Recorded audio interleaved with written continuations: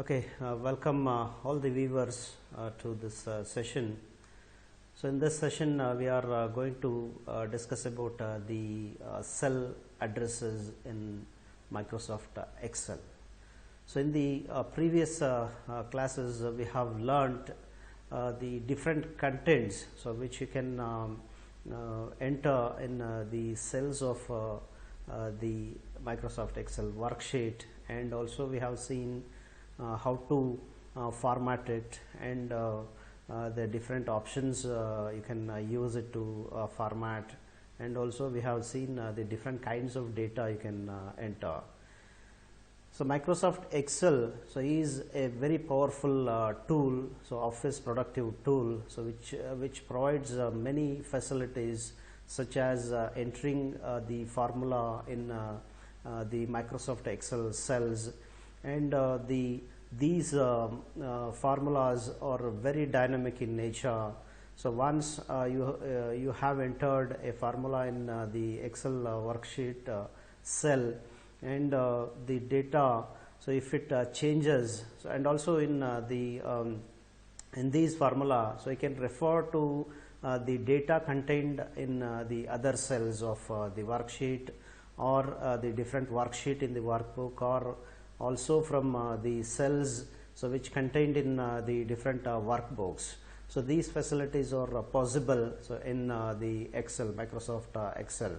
So it is a very important feature of the Excel. So you can make your Excel worksheet very dynamic. So it can change according to the data which changes in the referred cell. So if you change the data in the referred cell, automatically the formula is recalculated, and the new value will be automatically updated in the place of the Excel cell. So it's a very important feature of the Excel. So today we are going to discuss about how we can refer to the different cells which may present in the present worksheet, or it may be present in the other worksheet or the workbook. So what do you mean by a cell address? So cell address are the unique numbers or unique labels by which you can refer to the contents of any cell in the present workbook or any other worksheets. So present worksheet or any other worksheet. So it's a label which contains the information, how the cell can be referred. So the cell can be referred. So in the column and the rows are given different labels. The columns are given the labels, starting from A to Z, and with two combination of the two combination of the alphabet like A, B, and so on. So like this, you will be having around 16,000 plus columns, and you will be having the rows which are numbered from 1 to n. So n, the number of rows will vary from version to version of Microsoft Excel. So by combining these two factors, that is the label of the column and the label of the row, you can construct the address of a cell. So cell can be referred by using this technique. So cell addresses are used to refer to the contents of one cell in the other cell. So the address of a cell can be constructed by combination of row and column labels. A cell from any workbook and any worksheet can be referred within any other workbook and any worksheet. Example, in picture, you can see the cell which is highlighted can be referred by combining the column label and the row label.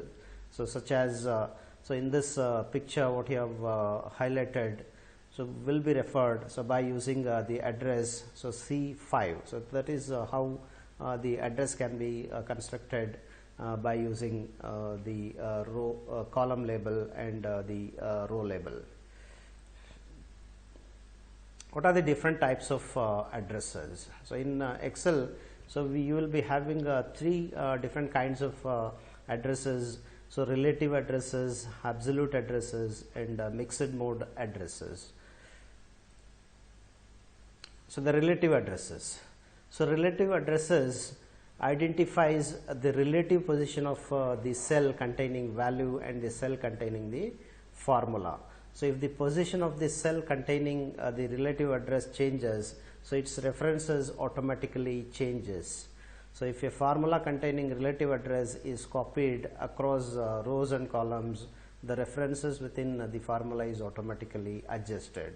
So relative addresses are formed by combining the column label with the row number such as A1, AB20, F256 and so on. So that is a relative address. So these addresses are constructed merely by just joining the row label, column label and the row label.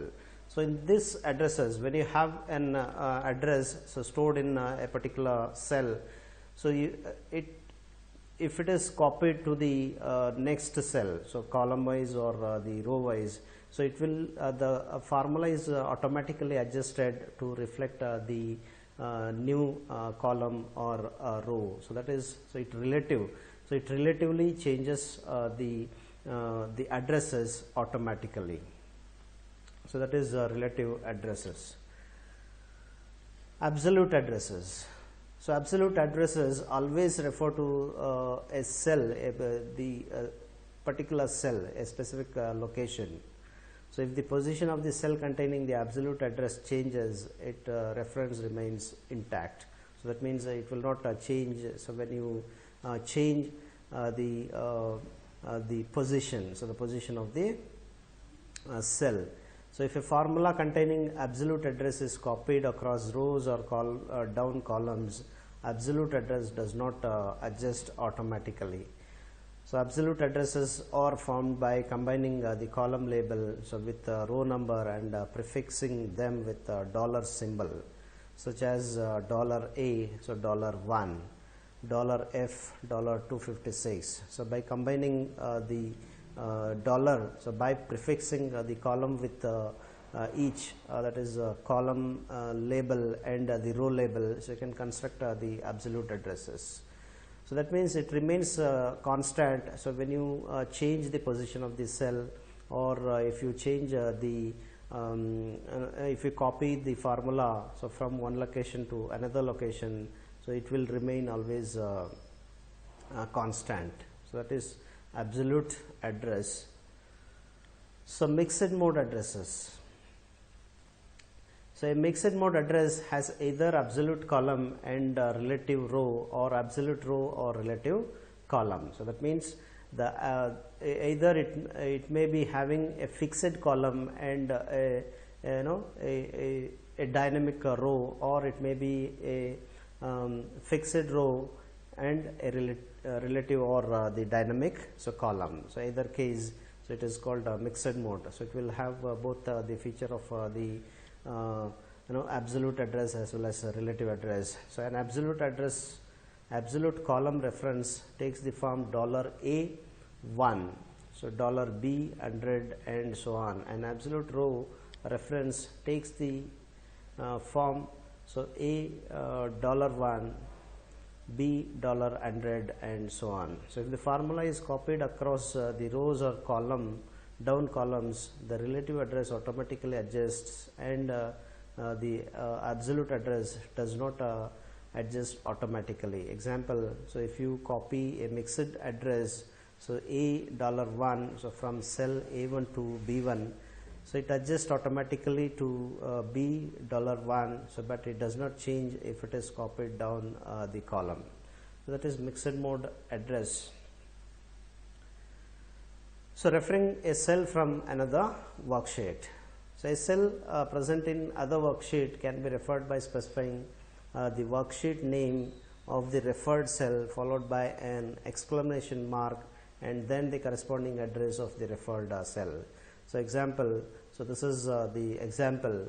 So this is how we can refer to the cell. So here, so the worksheet name, so is the name of the worksheet and followed by an exclamation mark. So then the address. So either you may have the absolute address or relative address or any mixed mode address you can have here. So if you use this technique, so you can refer to the cell which will be present in the other worksheet. So that is how we can refer to a cell so which is present in the other worksheet. So we'll take now the real life example to so demonstrate the use of cell addresses. So we have worked as two examples, worked example 1 and worked example 2. So in worked example 1, so the problem definition will be like this. So there are several students in a class. So each student writes an examination comprising 3 subjects. So create a worksheet to show the analysis of the examination. So the design of the worksheet here is left to the user. So you may assume any design. So and you have to use the different addressing techniques so that so you can give the analysis of the student. So the score scored by a student in a examination. So this is the simple solution. So this is how the design of the table it looks like. So it will be having the column, serial number, student name and marks obtained. So in 3 subjects, subject 1, subject 2, subject 3, and finally the total will be calculated and the percentage. So and across the column, so you have the analysis like maximum marks, minimum marks and average marks. So you can calculate maximum, minimum and average marks for each subject 1, subject 2, subject 3 and also for total and also for percentage. So this is the typical design. So I have assumed for the solution of this given problem. So next for calculating the total. So the total, so the formula will be like a C5 plus D5 plus E5. So this is, so if you take subject, so the total will be subject 1 plus subject 2 plus subject 3.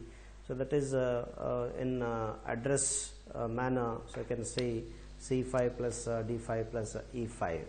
So when you enter the formula for the cell, so F5, so it will show it as 224. So then, so you have to you have to copy this address to all other remaining rows. So because in this we have used the relative addressing. So relative address have been used. So it will change automatically to reflect in the changes in the different rows. So when you copy it to F6, the address becomes like a C6 plus D6 plus E6. And so for other rows, so it will change automatically according to the row. So that is how you calculate the total. And for calculating the percentage, so we have to use the formula that is F5 divided by 3. So because percentage is the total divided by the total maximum marks multiplied by 100. So that is the percentage. So this is how you calculate, and in the same manner, so just copy the formula to the other rows. so it will be calculated automatically. So next to calculate the maximum marks obtained, so I can use the formula max, so within bracket, so C5 colon, so C14, so that is the formula. So here also we are using the relative address, and when you copy this formula to other columns, so it will be automatically updated. So because here also we are using the relative address. So then for creating, so calculating the minimum marks, so the formula will be so min, so within bracket C5 colon C14, and the same thing you can copy it for the other cells. So here, so this is how we can calculate the minimum marks. So next, for calculating the average marks, so for calculating the average marks, the formula will be so AVG, so within bracket C5 colon C14, and for calculating for the other columns, so I can just copy this formula to the other cells. So in all this, so we have used relative addressing. So because of this, so once you a constructed formula for one column, the same thing can be copied to other columns without much risk. Or for one row, so if you have if you have entered, and if you copy the same thing to the other rows, so it will be automatically changed.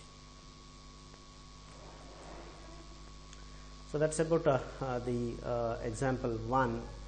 So we have another worked example, that is the problem definition. So will be like this. So there are several employees in an organization. So create a worksheet to process all the salary of all the employees of organization. So this is the simple solution.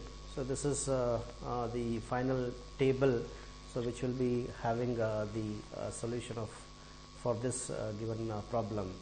So you have columns like serial number, employee name, basic salary, DA, HRA, gross salary, LIC, loan, and finally net salary.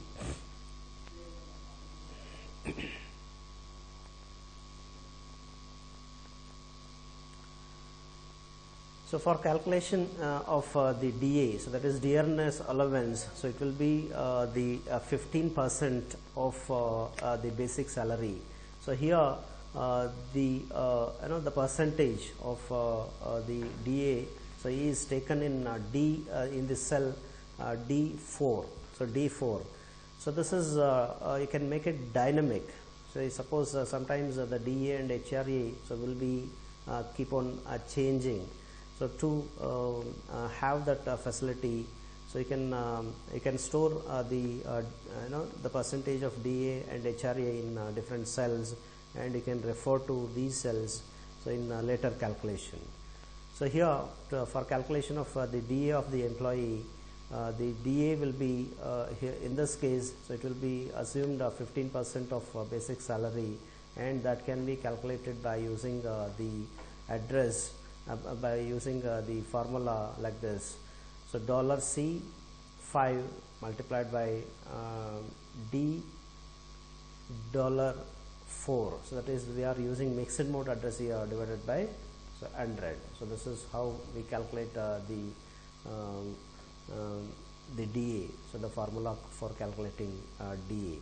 So the same thing you can copy to the next rows. So that is how we calculate the DA. And for calculation of HRA, so HRA is 8% of basic salary. The formula so will be you can just copy. So in the previous so calculation, that is calculation of DA. So we have used the formula like this. So this is the formula $C5 D dollar 4. So when you want to calculate the HRA, so HRA, so in the same manner, so because it is very similar to calculation of DA. So only thing is here the percentage will change. So that means the percentage of DA is contained in D4, and the percentage of HRA is contained in E4. So the calculation, the formula remains the same. So just only thing you have to do is to calculate HRA, just copy the contents of the DA. So that is the formula of DA, so with the HRA. So because we have used the mixed mode address here, so it will that is in the first component, that is $C5 is here the column label is fixed, so it will not change. And in the second component, that is $4, the the row label is fixed. So according to the new column, so it will adjust, so it will be adjusted. So just what you have to do is, so just copy the formula of DA to the HRA, so it will automatically changes. The formula for calculating the HRA, so will be $C5 multiplied by E4. So here, so only the some component, that is either row or column, will be different. So then the formula will be remains the same. So that is how you calculate the HRA. So next, to calculate the gross salary, so just have the formula C5 plus D5 plus E5. So that is the basic salary plus DA plus HRA. So that gives you the gross salary. And to other rows, so just copy the formula once you have calculated to the other cells. So next is the net salary. So net salary is the gross salary minus the total deductions. Total deductions, you have two components, one is LIC and loan. So if you subtract from the gross salary, you will get net salary. So it is how you calculate the net salary. And for calculating the totals, that is for each column, so just have the formula to calculate the the basic salary, sum of the basic salary. So just have the formula, so sum within bracket C5 colon, so C9, so that is the range, so C5 to C9. So once you enter that and copy to the remaining columns, so it will be automatically calculated. So that's all regarding the worked examples, so which demonstrates the use of the cell addresses. So for further reference, so these are the important important books you can refer to. One is the Dennis Etheridge. The author of the name of the author is the Dennis Etheridge. The title of the book is Microsoft Office 2007 Data Analysis, and published by Wiley Publishing House Inc. 2007. And another important one is Microsoft Office Excel 2007 Step by Step, published by Microsoft Press. The author of the book is Curtis D. Fry. So that is another important book. And you have another one, Microsoft Office 2010, written by Bitu Kumar and published by V&S Publishers in 2010. Thank you for watching this video. Keep watching my videos and keep supporting me. Thank you.